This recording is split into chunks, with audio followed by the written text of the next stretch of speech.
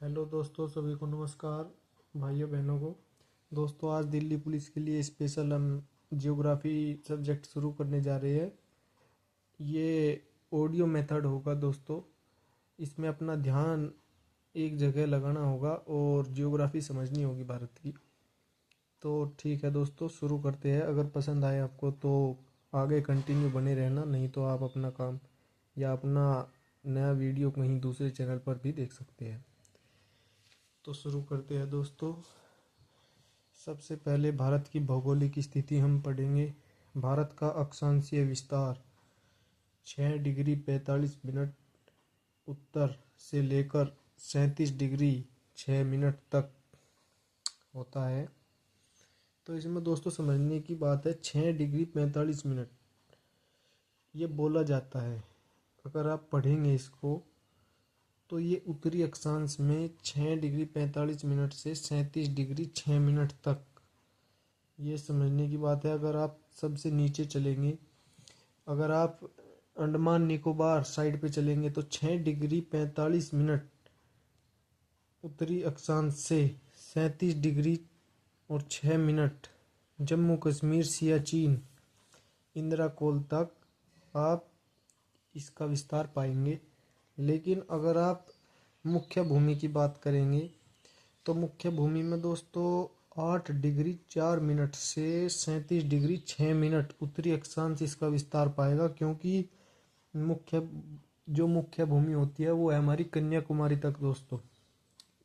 कन्याकुमारी से अगर आप इसका विस्तार देखेंगे दोस्तों तो 8 डिग्री 4 मिनट और सियाचिन 37 डिग्री 6 मिनट तक इसका विस्तार है। लेकिन अगर आपसे क्वेश्चन पूछता है कि भारत की मुख्य भूमि नहीं बल्कि पूर्ण रूप से क्वेश्चन आएगा कि भारत का मुख्य अक्षांशीय विस्तार बताए, तो क्वेश्चन का आंसर होगा 6 डिग्री 45 मिनट से 37 डिग्री 6 मिनट तक। मैं आपको साथ साथ क्वेश्चन भी बताऊंगा दोस्तों कि किस तरह क्वेश्चन पूछे जाते हैं। और अगर क्वेश्चन आएगा कि भारत की मुख्य भूमि का अक्षांशीय विस्तार बताए, तो आप लगाएंगे 8 minute 4 degree Celsius, 8 degree 4 minute उत्तरी अक्षांश से 37 डिग्री 6 मिनट उत्तरी अक्षांश तक भारत की मुख्य भूमि का विस्तार है। अगर आप देशांतर में अब आ जाओ, देशांतर में अगर हम बात करेंगे तो 68 डिग्री 7 मिनट पूर्वी देशांतर से 97 डिग्री 25 मिनट पूर्वी देशांतर तक भारत का विस्तार है।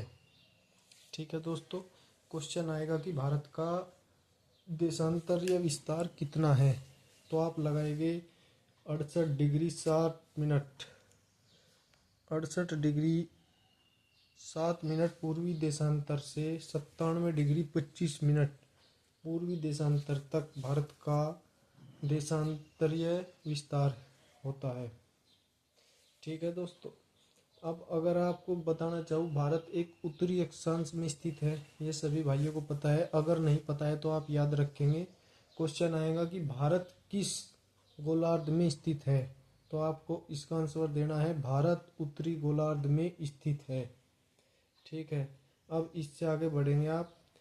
उत्तर से दक्षिण तक भारत का क्षेत्रीय विस्तार पूछेगा दोस्तों। आपसे क्वेश्चन पूछेगा कि भारत का उत्तर से दक्षिण तक क्षेत्रीय विस्तार मतलब एरिया बताना है दोस्तों।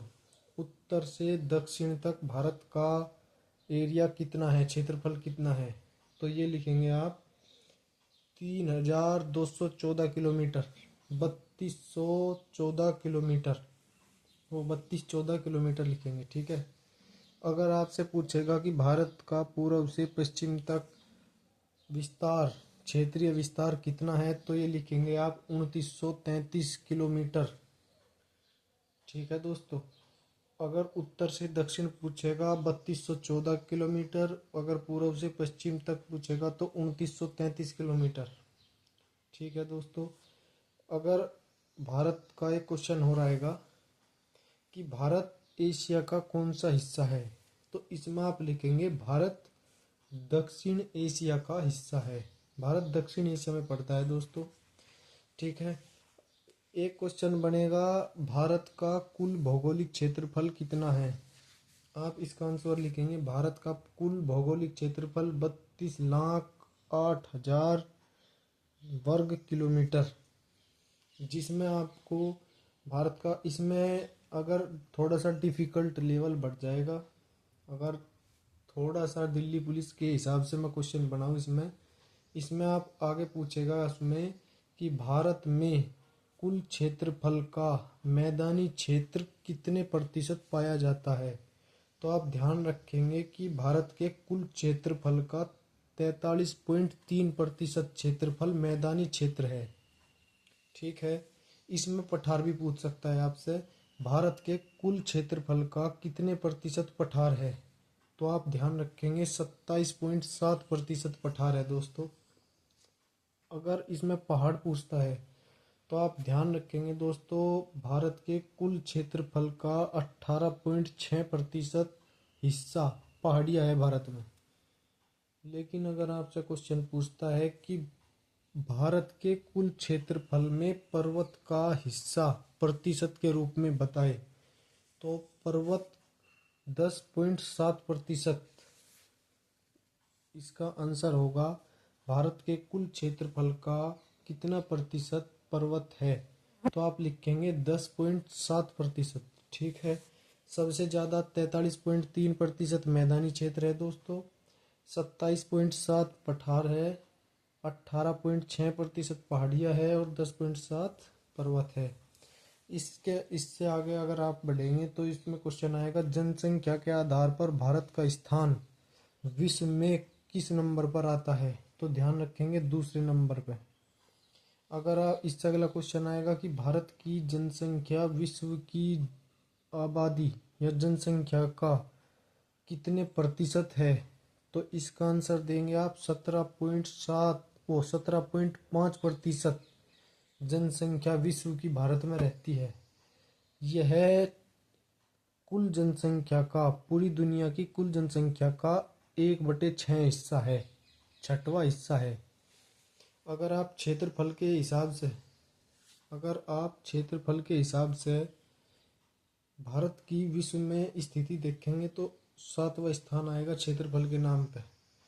और भारत का कुल क्षेत्रफल विश्व के कुल क्षेत्रफल का 2.4% है। ये ध्यान रखेंगे, अगर क्वेश्चन आया कि विश्व के कुल क्षेत्रफल का कितना प्रतिशत भारत का क्षेत्रफल है, तो आप याद रखेंगे 2.4% कुल क्षेत्रफल है। ठीक है, क्षेत्रफल के आधार पर भारत का विश्व में 7वां स्थान है, ये मैं बता चुका। अब इसका आगे भाई एक क्वेश्चन आता है, बहुत ही ज़बरदस्त क्वेश्चन है। इसमें दिल्ली पुलिस ऐसे ही क्वेश्चन पूछती है, अगर अच्छे क्वेश्चन पूछे वो, कि कृषि योग्य भूमि के आधार पर अमेरिका के पश्चात भारत का विश्व में दूसरा स्थान है। ये नोट करके लिखिए दोस्तों, क्योंकि अमेरिका विश्व में नंबर 1 है कृषि योग्य भूमि में, दूसरे नंबर पे इंडिया आता है। ठीक है, इससे अगर आप आगे बढ़ेंगे तो भारत में कुल 9 राज्य है जिसकी तटीय सीमाएं लगती है। ठीक है, आप पश्चिम से चलेंगे, मैं पश्चिम से आपको एक एक राज्य का नाम बताऊंगा। सबसे पहले आएगा गुजरात, फिर आएगा महाराष्ट्र, ठीक है, फिर आएगा गोवा, फिर आएगा कर्नाटक, फिर आएगा केरल, फिर आएगा तमिलनाडु, फिर आएगा आंध्र प्रदेश, फिर आएगा उड़ीसा और फिर आएगा पश्चिम बंगाल। तो ध्यान रखेंगे 9 राज्यों की। अब इससे आगे एक चीज़ और ध्यान रखेंगे, अब हम तटीय सीमा की ओर चलेंगे, क्योंकि तटीय सीमा का जिक्र हो चुका है। जो ये 9 राज्य में बताए हैं, इन राज्यों में मैंग्रोव वन का विस्तार इन्हीं 9 राज्यों में मिलता है।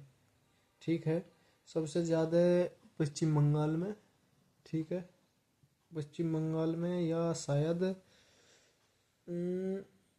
गुजरात या महाराष्ट्र में है शायद दोस्तों, ये एक बार आप गूगल पर सर्च कर लेना, ठीक है।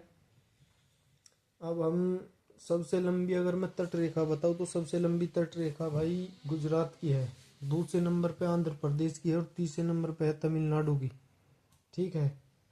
सबसे लंबी तटीय सीमा अगर मैं बात करूँ तो गुजरात की नंबर 1 है, आंध्र प्रदेश की 2 है और तमिलनाडु की है 3, तीसरे नंबर पे। अगर मैं पूरे द्वीप 9 राज्य जो तटीय, जितने राज्य की तटीय रेखा है और उसमें द्वीप ऐड और करेंगे अगर आप, जैसे अंडमान निकोबार, लक्षद्वीप, ठीक है, तो द्वीपों सहित लंबाई तटीय रेखा की 7516 किलोमीटर हो जाती है दोस्तों। लेकिन अगर आप 9 राज्य की ही बात करेंगे तो 6500 किलोमीटर होगी, ठीक है। अगर भारत का दक्षिणतम बिंदु पूछेगा, क्वेश्चन आएगा कि भारत का दक्षिणतम बिंदु ग्रेट निकोबार में पाया जाएगा, पिगमी पिगमिलोन या इंदिरा पॉइंट कहते हैं इसको, या पिगमिलियन, ठीक है। क्वेश्चन आएगा आपके सामने कि भारत का सबसे दक्षिणतम बिंदु कौन सा है, तो इंदिरा पॉइंट या पिगमिलियन, पिग्मिलोन भी कहते हैं इसको।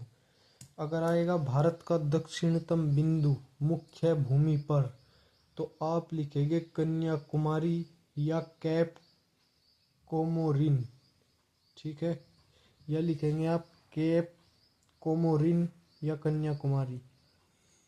अगर आएगा भारत का सबसे उत्तरी बिंदु कौन सा है, भारत का सबसे उत्तरी बिंदु इंदिरा कोल या सियाचिन, ध्यान रखेंगे दोस्तों, इंदिरा कोल या सियाचिन। भारत का सबसे पश्चिमी बिंदु अगर आप लगाएंगे तो गौर माता गुजरात में है दोस्तों ये। भारत का सबसे पूर्वी बिंदु अगर आएगा तो कीबीथू अरुणाचल प्रदेश में आएगा, कीबीथू, ठीक है। अगर इससे भारत सबसे ऊंचा बिंदु भारत में केटू, ठीक है दोस्तों, और सबसे निम्नतम बिंदु, सबसे छोटा बिंदु ये है कुटनाड केरल में, ठीक है दोस्तों, कुटनाड। अगर मैं भारत के पड़ोसी देश की बात करूं, पाकिस्तान, तिब्बत, चीन, भूटान, नेपाल, म्यांमार, श्रीलंका, अफगानिस्तान व बांग्लादेश। सबसे लंबी अंतर्राष्ट्रीय सीमा बांग्लादेश के साथ लगती है, सबसे छोटी अंतर्राष्ट्रीय सीमा अफगानिस्तान के साथ लगती है, 106 किलोमीटर की अफगानिस्तान के साथ। अब मैं जो बताता जा रहा हूँ उसको आप एक बार, दो बार, तीन बार रिवीजन के रूप में सुनते चले जाओ, सुनते चले जाओ, धीरे धीरे धीरे धीरे आप अपना हेडफोन लगाओ और सुनते चले जाओ बस, ठीक है। आपकी पूरी ज्योग्राफी लगभग लगभग मात्र से मात्र 20 दिन में करा दूंगा, ठीक है दोस्तों। अब हम आगे चलते हैं। अब एक एक राज्य उठाएंगे जो विदेश से लगे हुए हैं और उसकी सीमा देखेंगे किस किस देश से लगी हुई है। सबसे पहले हम सिक्किम को उठाएंगे। सिक्किम के साथ भूटान की लगी हुई है पूर्व में, नेपाल की लगी हुई है पश्चिम में, और उत्तर में लगी हुई है तिब्बत के साथ चाइना की, ठीक है। 3 देश हो गए दोस्तों। अब अरुणाचल प्रदेश, अरुणाचल प्रदेश का पुराना नाम है नीफा। नीफा को बोलते हैं north east frontier agency. Arunachal Pradesh का पुराना नाम था NEFA, north east frontier agency. Arunachal Pradesh के साथ उत्तर में लगी हुई है चाइना की तिब्बत, और पूर्व में लगा हुआ है म्यांमार, और पश्चिम में लगा हुआ है भूटान। तो 3 देश इसके साथ हो गए। पश्चिम बंगाल के साथ, पश्चिम बंगाल के साथ नेपाल, भूटान और बांग्लादेश। आप कहेंगे पश्चिम बंगाल के साथ भूटान कहाँ लगा हुआ है, भूटान की लगी हुई है दोस्तों सिलीगुड़ी, जहाँ जाती है सिलीगुड़ी जगह है पश्चिम बंगाल में, वो भूटान और नेपाल की बॉर्डर साझा करती है, ठीक है। तो पश्चिम बंगाल के साथ नेपाल, भूटान और बांग्लादेश। लद्दाख के साथ कौन कौन से राज्य, कौन कौन से देश करते हैं, पाकिस्तान, अफगानिस्तान और तिब्बत। उपरोक्त मतलब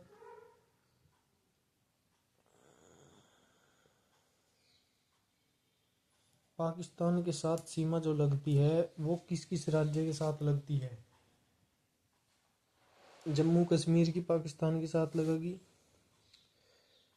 अब तो इन्होंने लद्दाख और कश्मीर कर दिया अलग अलग, ठीक है, लेकिन जम्मू कश्मीर की लगेगी, है ना। और पाकिस्तान के साथ सीमा बता रहा हूँ दोस्तों, पंजाब की, राजस्थान की, गुजरात की और जम्मू कश्मीर की। नेपाल के साथ सीमा कौन कौन सी लगती है? नेपाल के साथ साथ उत्तराखंड, उत्तर प्रदेश, बिहार व पश्चिम बंगाल, ठीक है। सिक्किम की भी लगती है।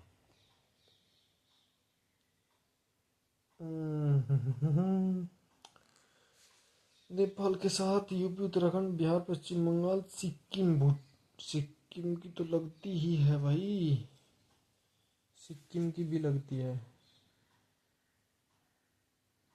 सिक्किम ध्यान रखना दोस्तों। भूटान के साथ किस किस के लगती है? भूटान के साथ सिक्किम, अरुणाचल प्रदेश, पश्चिम बंगाल और असम।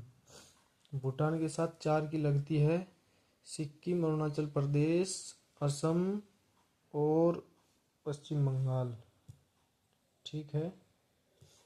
बांग्लादेश के साथ लगती है पश्चिम बंगाल की, असम की, मेघालय की, त्रिपुरा की और मिजोरम की, ठीक है। त्रिपुरा, मिजोरम, त्रिपुरा, मिजोरम, मेघालय, असम और पश्चिम बंगाल। बांग्लादेश के साथ 5 की लगती है। म्यांमार के साथ लगती है अरुणाचल प्रदेश की, नागालैंड की, मणिपुर की, मिजोरम की, ठीक है। चीन के साथ लगती है लद्दाख की, हिमाचल प्रदेश की, उत्तराखंड की। चीन के साथ सीमा कौन कौन सी लगती है? लद्दाख, हिमाचल प्रदेश, लद्दाख, हिमाचल प्रदेश, उत्तराखंड, सिक्किम, अरुणाचल प्रदेश, ठीक है। अगर चीन के साथ फिर से बात करूँ मैं, लद्दाख, हिमाचल प्रदेश, उत्तराखंड, सिक्किम, अरुणाचल प्रदेश। तीनों ओर से बांग्लादेश से घिरा एकमात्र राज्य है त्रिपुरा दोस्तों, ठीक है। भारत और चीन के मध्य एक सीमा है LAC, जिसे नाम दिया गया है लाइन ऑफ एक्चुअल कंट्रोल, ठीक है। और भारत अरुणाचल प्रदेश में चाइना और भारत के बीच जो अंतर्राष्ट्रीय सीमा है उसे बोलते हैं मैकमोहन रेखा। 1050 किलोमीटर की लगभग इसकी लंबाई है। भारत और पाकिस्तान के बीच LOC, लाइन ऑफ कंट्रोल, एक रेखा है, ठीक है। जम्मू कश्मीर में LOC है 704 किलोमीटर की। और भारत और पाकिस्तान के बीच की रेखा को कहते हैं रेड क्लिफ रेखा, ठीक है। सर क्रीक रेखा सर क्रीक रेखा पाकिस्तान और भारत के गुजरात राज्य के बीच एक अंतर्राष्ट्रीय रेखा है, ठीक है दोस्तों। अब मैं आगे बात करूँ अगर दोस्तों, सबसे दुनिया का सर्वाधिक ऊंचाई पर स्थित युद्ध स्थल सियाचिन है दोस्तों। भारत ने 1984 में ऑपरेशन मेघदूत द्वारा यहाँ अधिकार किया था दोस्तों। भारत और श्रीलंका के बीच पाक जल संधि से एक अलग होने का रास्ता है। श्रीलंका और भारत पाक जल संधि से अलग होते हैं। समुद्र सेतु नहर, जिसकी लंबाई 167 किलोमीटर है दोस्तों, मन्नार की खाड़ी व पाक जल संधि के मध्य स्थित राम सेतु को गहरा करके बनाया गया है। अगर मैं बात करूँ आपसे सेतु समुद्रम नहर 167 किलोमीटर की, जो मन्नार की खाड़ी है दोस्तों, मन्नार की खाड़ी, ठीक है, मन्नार की खाड़ी व पाक जल संधि के मध्य स्थित राम सेतु को गहरा करके बनाया गया है। राम सेतु या एडम्स ब्रिज भारत के पंबन द्वीप या रामेश्वरम द्वीप के अंतिम छोर धनुषकोडी से प्रारंभ होकर श्रीलंका के मन्नार द्वीप तक के उथले जलीय भाग के रूप में विस्तारित है। यह द्वीप पाक जल संधि में स्थित है। तो अब मैं सीधी सी बात बताता हूँ। एक राम सेतु या एडम्स ब्रिज है जो भारत के रामेश्वर द्वीप है या पंबन द्वीप कहते हैं, उससे शुरू होकर और श्रीलंका के मन्नार द्वीप तक जो उथले हुए भाग है उस तक विस्तारित है। यह पाक जल संधि में ही स्थित है। ठीक है। एक है कच्चा थीवू द्वीप।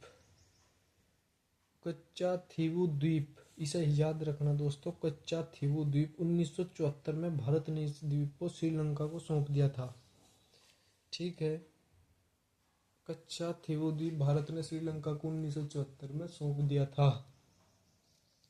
अब मैं अगर जितने भी देश हमारे साथ सीमा लगाते हैं उनकी लंबाई की बात करूं तो सबसे लंबाई की जो सीमा लगती है वो भारत और बांग्लादेश के बीच लगती है 4096 किलोमीटर की। दूसरे नंबर पर आता है चाइना जिसके साथ 4057 किलोमीटर की सीमा लगती है। तीसरे नंबर पर आता है भारत और पाकिस्तान जहां 3323 किलोमीटर की लंबी सीमा लगती है। चौथे नंबर पर आता है भारत और नेपाल जहां 1751 किलोमीटर की सीमा लगता है। पांचवें नंबर पर आती है भारत और म्यांमार जहां पे 1643 किलोमीटर की लंबी सीमा लगती है। छठे नंबर पर आता है भारत और भूटान जहां 699 किलोमीटर की सीमा लगती है। और सबसे छोटी सीमा भारत और अफगानिस्तान 106 किलोमीटर की। ठीक है। भारत में जब सूर्य उदय होता है सबसे पहले सूर्य उदय अरुणाचल प्रदेश में होता है दोस्तों। और सबसे बाद में जो सूर्य उदय होता है वो गुजरात में होता है। ठीक है। और जो पूर्व में सूरज निकलता है और पश्चिम में सूरज छिपता है पूरे दिन के बीच 2 घंटे का अंतर होता है। ठीक है। अब जो भारत का मानक समय है वो 82.5 डिग्री। ठीक है। पूर्वी देशांतर 82.5 डिग्री पूर्वी देशांतर पर स्थित है जो इलाहाबाद नैनी से होकर गुजरता है। ठीक है दोस्तों। ग्रीनविच मानक समय से भारत मानक समय 5.5 घंटे आगे है। तो ध्यान रखना जो ग्रीनविच समय है उससे 5.5 घंटे आगे है भारत का समय दोस्तों। भारत की समय लाइन, भारत की मानक समय याम्योत्तर। ठीक है। जिन राज्यों से गुजरती है समय लाइन मैं उसका नाम बता देता हूँ आपको। उत्तर प्रदेश, मध्य प्रदेश, छत्तीसगढ़, ओडिशा और आंध्र प्रदेश। 5 है दोस्तों। ठीक है। अब अगर मैं कर्क रेखा के बारे में आपको बताऊं, कर्क रेखा है भारत को 2 बराबर हिस्सों में विभाजित करती है। यह 8 राज्यों से गुजरती है। सबसे पहले गुजरात, फिर आ जाता है राजस्थान, तीसरे नंबर पे मध्य प्रदेश, चौथे नंबर पे छत्तीसगढ़, पांचवें नंबर पे झारखंड, छठे नंबर पे पश्चिम बंगाल, सातवें नंबर पे त्रिपुरा और 8वें नंबर पे मिजोरम। कर्क रेखा के सर्वाधिक निकट रांची नगर है। जो कर्क रेखा है उसके सबसे पास में जो नगर है, जो शहर है वो है रांची। ठीक है। उत्तर प्रदेश राज्य की एक ऐसा राज्य है जो सर्वाधिक 8 राज्यों से सटी है जिसकी सीमा। उत्तर प्रदेश में कौन कौन से राज्य लग जा? उत्तराखंड, झारखंड, छत्तीसगढ़, हिमाचल प्रदेश, हरियाणा, राजस्थान, मध्य प्रदेश और बिहार। उत्तर प्रदेश के साथ बिहार की सर्वाधिक लंबी सीमा लगती है। और एक केंद्र शासित प्रदेश की लगती है दिल्ली। और उत्तर प्रदेश के साथ एक विदेश में जो लगती है वो नेपाल के साथ लगती है। ठीक है दोस्तों। अगर इससे आगे हम चलेंगे तो अब धीरे धीरे हम भारत की जियोग्राफी को समझने की कोशिश करेंगे। भारत का जो भौगोलिक विभाजन है वो 4 हिस्से में किया गया है।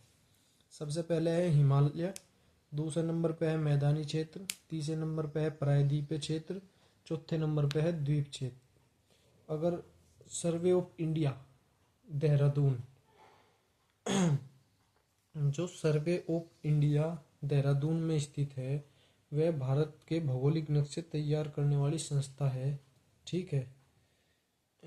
हम हिमालय से शुरू करेंगे और द्वीप लास्ट है हमारे 4, हिमालय, मैदानी क्षेत्र, प्रायद्वीप और द्वीप।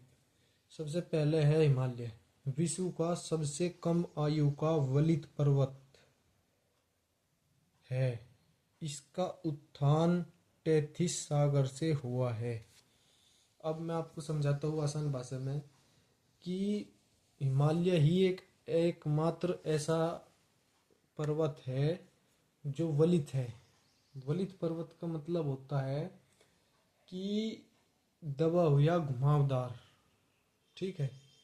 वलित पर्वत जब दोनों तरफ से दाब पड़ती है और उसका जो दबाव के कारण जो ऊपर को हिस्सा निकलता है उसे वलित कहते हैं। दबाव के कारण जो मोड़दार आती है उसे वलित कहते हैं। अगर मैं बताना चाहूँ आपको, भारत गोंडवाना हिस्सा है। गोंडवाना भूभाग का हिस्सा है। पृथ्वी के वर्तमान भौगोलिक आकार, जो पृथ्वी का वर्तमान में भौगोलिक आकार आप देख रहे हैं, इससे पहले एक महान महाद्वीप पेंजिया था। ठीक है। पेंजिया नामक एक महाद्वीप था। उसके पेंजिया के दो भाग हो गए। ठीक है। उत्तर भाग था उसे कहा गया अंगारा लैंड, और जो दक्षिण भाग था उसे कहा गया गोंडवाना लैंड। ठीक है। इसके बीच में 33 सागर स्थित था। ठीक है। ऊपर हो गया अंगारा, नीचे हो गया गोंडवाना, इसके बीच में दोस्तों सागर आ गया। अब हुआ कि जो इंडो ऑस्ट्रेलियन प्लेट, जो गोंडवाना लैंड का भाग था, उत्तर की ओर खिसककर यूरोपियन प्लेट अंगारा लैंड, जो अंगारा लैंड का भाग, उससे टकराई। ठीक है। मतलब कहने का ये है कि जो ऊपरली साइड अंगारा लैंड है उत्तर साइड में, और नीचे गोंडवाना लैंड है, ये जो गोंडवाना लैंड है ये ऊपर की तरफ को सरका यूरेनियन प्लेट की तरफ, यूरेशियन प्लेट के दबाव के कारण। इसकी जब ये 33 सागर इसके बीच में है और उसकी तरफ अंगारा लैंड की तरफ ये सरका, तो इसके दोनों प्लेट के बीच में 33 सागर दब गया। ठीक है। जो दबाव आया और उसमें 33 सागर में इतना दबाव आया दोनों प्लेट के कारण, जो उसके अंदर कचरा, दबाव, दलदल जो भी था वो धीरे धीरे मोड़दार वलित होता गया, मुड़ता गया, ऊपर की तरफ घूमता गया, मुड़ता गया। इसी तरह हिमालय का निर्माण हुआ। ठीक है।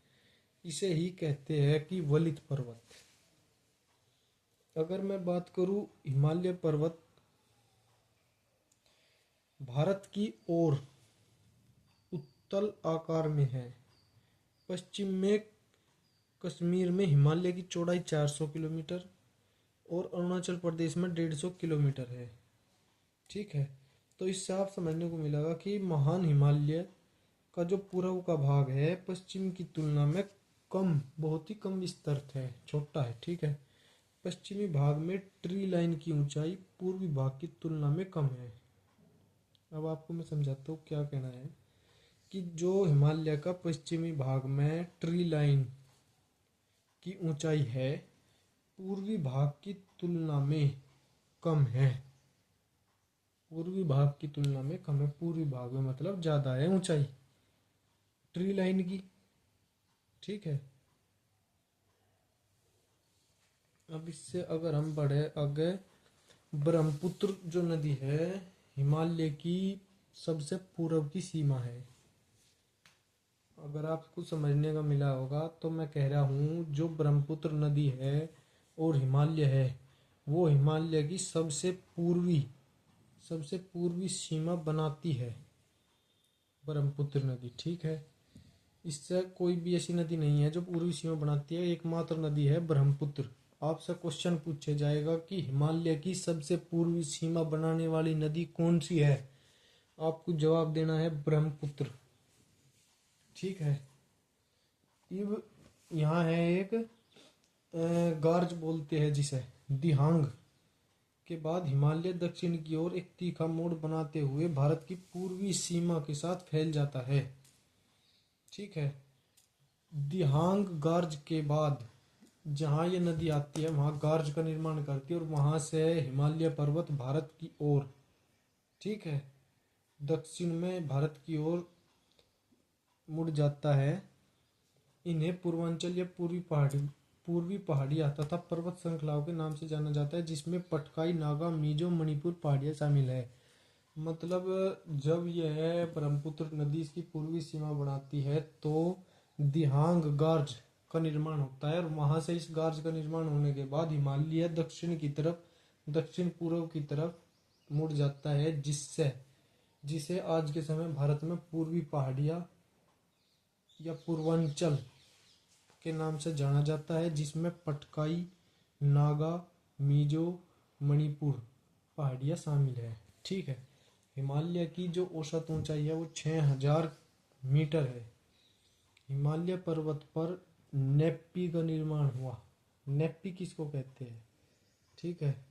अगर महान हिमालय श्रेणी प्राचीनतम श्रेणी और शिवालिक न्यूनतम श्रेणी है। इसमें 3 श्रेणी है, 4 भी बोल सकते हो आप, लेकिन मुख्यतः 3 है।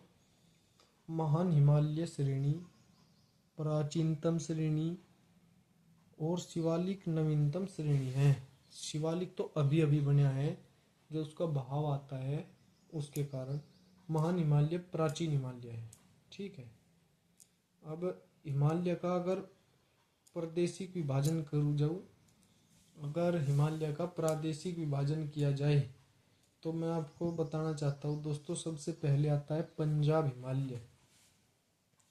अब ये जो है ये नदी के हिसाब से कटा हुआ है। जो सिंधु व सतलज के बीच का विस्तार है वो आता है पंजाब हिमालय। 560 किलोमीटर का यह एरिया है। इसके बाद आता है कुमायूं हिमालय, 320 किलोमीटर, सतलज व काली नदी के बीच। ठीक है। इसके बाद आता है 800 किलोमीटर का नेपाल हिमालय। नेपाल काली और तीस्ता नदी के बीच का विस्तार। कहाँ से आता है? नेपाल हिमालय। 800 किलोमीटर की इसका क्षेत्र है और काली और तीस्ता नदी के बीच का क्षेत्र है। ठीक है। काली और तीस्ता नदी के बीच अगर आप देखोगे। असम हिमालय आ गया 720 किलोमीटर, तीस्ता व दिहांग नदी के बीच का विस्तार है। ठीक है। सबसे पहले अगर मैं बात करूँ पंजाब हिमालय, सिंधु व सतलज।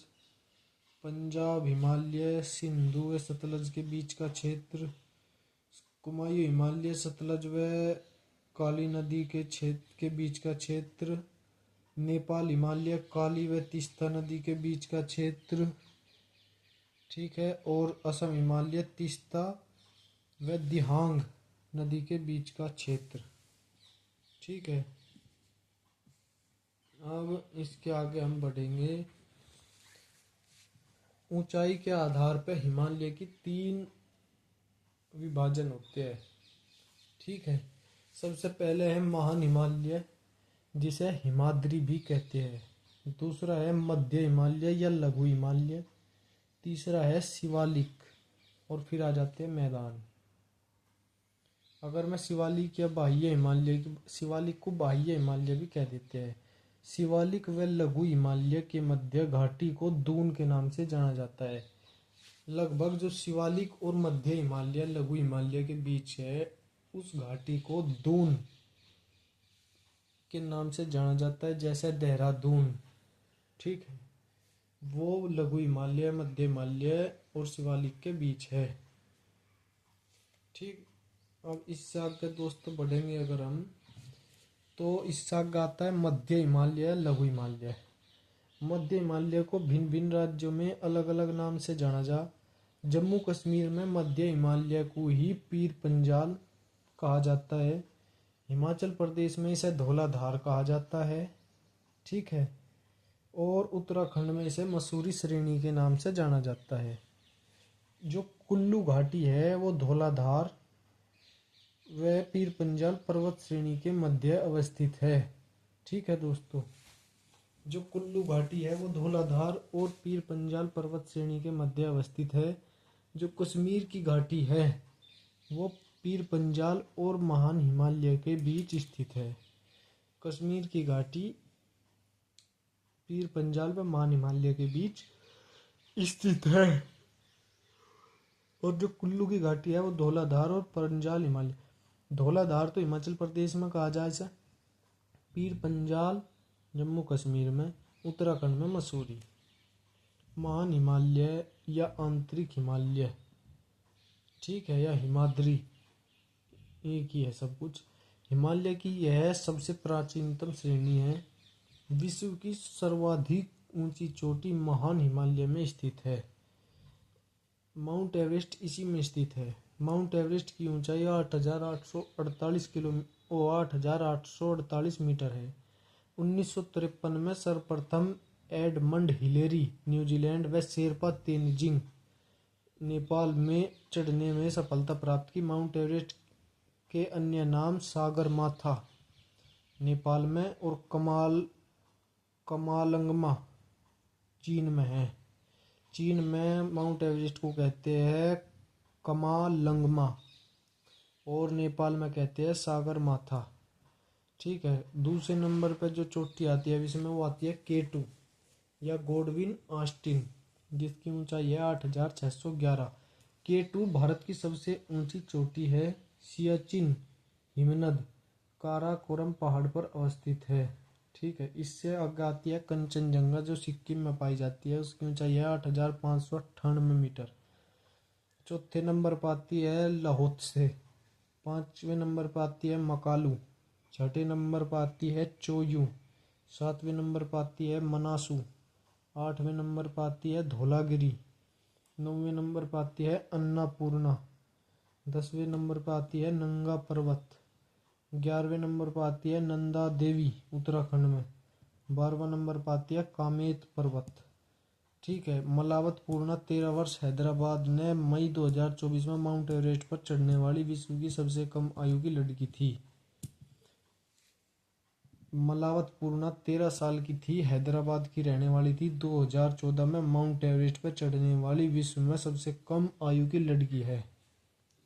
अगर हम अन्य पहाड़ी या उसकी बात करेंगे तो काराकोरम पहाड़ी की नुब्रा घाटी में सियाचिन हिमनद देश का सबसे बड़ा हिमनद स्थित है। कहाँ से? काराकोरम पहाड़ी की नुब्रा घाटी में सियाचिन हिमनद देश का सबसे बड़ा हिमनद स्थित है। काराकोरम की दक्षिणी सीमा गिलगिट नदी से बनी हुई है। एवं अन्य प्रमुख हिमनद कौन से है? बाल्टोरो हिमनद, ब्याफो हिमनद, बतूरा हिमनद, हिस्पर हिमनद। बाल्टोरो, ब्याफो, बतूरा, हिस्पर, 3 वैसे है, याद करने की ट्रिक है दोस्तों। बाल्टोरो, ब्याफो, बतूरा, बाल्टोरो, ब्याफो, बतूरा, बाल्टोरो, ब्याफो, बतूरा व हिस्पर, ये सब हिमनद है। पूर्वोत्तर राज्य की जो पहाड़ी आवेगी सबसे उसमें आवेगी दिहांग महाखड्गार्ज, जो हिमालय दक्षिण की ओर एक तीखा मोड़ बनाते हुए भारत की पूर्वी सीमा के साथ फैल जाता है। इन्हें पूर्वांचल या पूर्वी पहाड़ी के नाम से जाना जाता है, जिसमें पटकाई, नागा, मिजो, मणिपुर पहाड़ियाँ शामिल है, ठीक है दोस्तों। पूर्वोत्तर में पहाड़ियों का नामकरण जनजातियों के नाम पर रखा गया है। जो पटकाई बूम और डाफला है वो अरुणाचल प्रदेश में पहाड़ी है। पटकाई बूम भारत व म्यांमार के मध्य अवस्थित है। पटकाई बूम भारत व म्यांमार के बीच स्थित है, ठीक है। और डाफला भी अरुणाचल प्रदेश में है। मीरी, अभोर, मिसमी, ये सब अरुणाचल प्रदेश की है। अगर अरुणाचल प्रदेश की मैं 5 पहाड़ी बताऊँ तो पटकाई बूम जो म्यांमार के बीच सीमा, म्यांमार और अरुणाचल प्रदेश के बीच है, वो तो है पटकाई बूम। डाफला अरुणाचल प्रदेश की, मीरी, मिसमी और अभोर कह रहा हूँ, ये सब अरुणाचल प्रदेश की। गारो, खासी, जैंतिया ये मेघालय की है। खासी पहाड़ियों में विश्व का सर्वाधिक वर्षण क्षेत्र मानिसराम स्थित है। मेघालय में ही जो खासी जनजाति है इसमें ही सर्वाधिक भारत की सर्वाधिक वर्षा होती है मानिसराम में, ठीक है, जो खासी पहाड़ियों में ही स्थित है। असम की 3 पहाड़ियाँ प्रसिद्ध है, बरेल, मिखिर और रेंगमा। बरेल असम की, बरेल, मिखिर, रेंगमा ठीक है। बरेल, मिखीर, रेंगमा, असम। बरेल पहाड़ियाँ में हपलोग पहाड़ी पर्यटन स्थल स्थित है। ठीक है दोस्तों, जो बरेल मिखीर रेंगमा, बरेल मिखीर रेंगमा असम की पहाड़ी है। बरेल मिखीर रेंगमा। ठीक है। अब जो दर्रे आते हैं वो दर्रे मैं आपको बता देता हूँ। महान हिमालय को दर्रों द्वारा ही पार किया जा सकता है। दर्रे से ही हिमालय क्षेत्र में रहने वाले लोगों के लिए बाहरी दुनिया से संबंध स्थापित होता है दोस्तों। सबसे पहले हम बात करेंगे बनिहाल दर्रा। जम्मू कश्मीर जोड़ने वाला शहर है। जम्मू को कश्मीर से जोड़ता है और जम्मू कश्मीर में ही पड़ता है। बनिहाल दर्रा जम्मू को कश्मीर से जोड़ता है। जोजिला दर्रा श्रीनगर को लेह से जोड़ता है। श्रीनगर को लेह से जोड़ता है। जोजिला दर्रा जम्मू कश्मीर में ही पड़ता है। बुर्जिल दर्रा, चांगला दर्रा, नमीकाला दर्रा, ससेरला दर्रा और केटू दर्रा ये सब जम्मू कश्मीर के हैं। बुर्जिल दर्रा, चांगला दर्रा, नमीकाला दर्रा, ससेरला दर्रा, केटू दर्रा, फोटूला दर्रा, खारदुंगला दर्रा, सरचूला दर्रा ये सब जम्मू कश्मीर में है। खारदुंगला दर्रा विश्व का सबसे ऊंचाई पर स्थित मोटर वाहन दर्रा है। खारदुंगला दर्रा विश्व में सबसे ऊंचाई पर स्थित मोटर वाहन दर्रा है। सीप किला दर्रा हिमाचल प्रदेश का है। सीप किला दर्रा सतलज नदी तिब्बत में सीप किला दर्रे से ही सतलज नदी भारत में प्रवेश करती है। रोहतांग दर्रा ब्यास नदी का उद्गम स्थल है। रोहतांग दर्रा हिमाचल प्रदेश में पड़ता है। बारालाचा दर्रा हिमाचल प्रदेश में पड़ता है। कुंजुम या इंद्रहर दर्रा हिमाचल प्रदेश में पड़ता है। लीपू लेक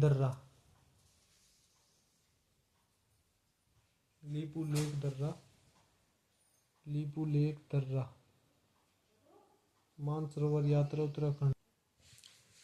ठीक है दोस्तों, कुंजुम और इंद्रीहर दर्रा हिमाचल प्रदेश का है। लीपू लेक दर्रा उत्तराखंड में है। इससे मानसरोवर यात्रा करी जाती है। उत्तराखंड के और दर्रे है माना दर्रा, थगला दर्रा, मूलिंगला दर्रा उत्तराखंड में है।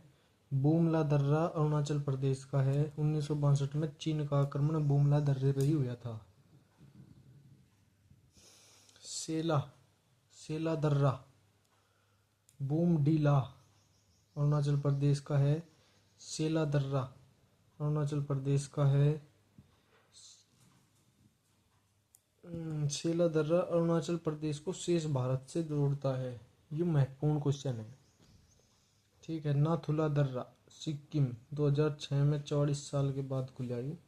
एक है जेलेपला सिक्किम का ही है दोस्तों। ये भी जेलेपला दर्रा सिक्किम जेलेपला दर्रा सिक्किम। ठीक है दोस्तों, आज थोड़ा सा लगभग हमने हिमालय पूरा कर लिया। मैदानी क्षेत्र पर हम आगे है। हमारा मैदानी, प्रायद्वीप और द्वीप रह गए हैं जो हम कल करेंगे और फिर हम इससे आगे बढ़ेंगे नदी पर। ठीक है दोस्तों।